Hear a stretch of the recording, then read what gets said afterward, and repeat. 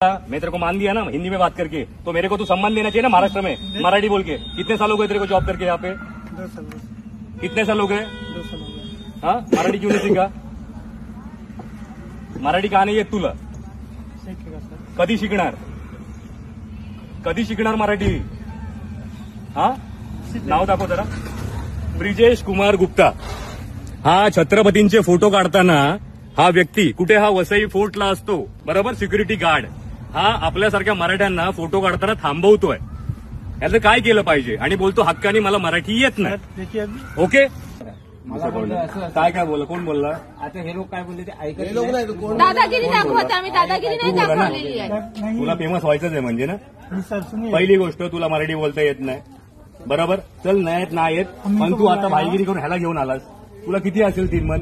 आता लक्षात ठेव, तुला फेमस तर करणार आणि तुला या जॉब असणं तर जावं तर लागणार। आणि तुम्ही छत्रपतीला मान आहे ना इकडे देत नाहीत ना, वसई एकुडेही वसई फोर्ट इथे छत्रपतींचे व्हिडिओ बनले पाहिजे।